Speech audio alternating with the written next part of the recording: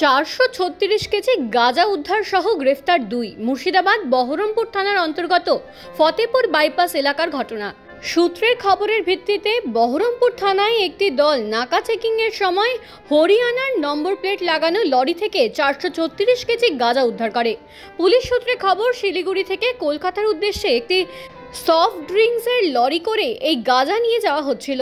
এই ঘটনায় লরির চালক ও খালাসি নওশাদ হোসেন ও আনিস খানকে গ্রেফতার করা হয়েছে। ধৃতদের 6 দিনের পুলিশের হেফাজতের আবেদন জানিয়ে বহরমপুর কোর্টে পাঠানো হবে। মুর্শিদাবাদ জেলা পুলিশের পক্ষ থেকে এসওজি এবং বহরমপুর থানা তাদের কাছে পূর্বে থাকা সূত্র অনুযায়ী তারা একটি অভিযান চালায়।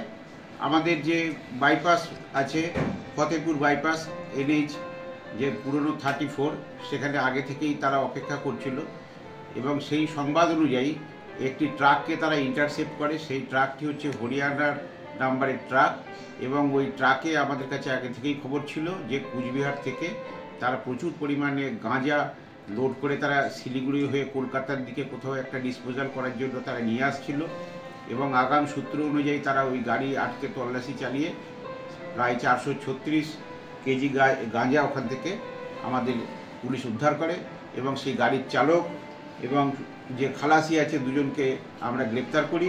একজনের নাম হচ্ছে নওশাদ হোসেন, যিনি চালক ছিলেন, আরেকজনের নাম হচ্ছে আনিস খান, যিনি ওই ট্রাকটির হেল্পার ছিলেন এবং তাদের আমরা নির্দিষ্ট মামলা করে আমরা আজকে কোর্টে প্রডিউস করব এবং তাদের আমরা 7 দিনের পুলিশ হেফাজতের কোর্টের কাছে আমরা প্রেয়ার করছি। আনুমানিক মূল্য কত?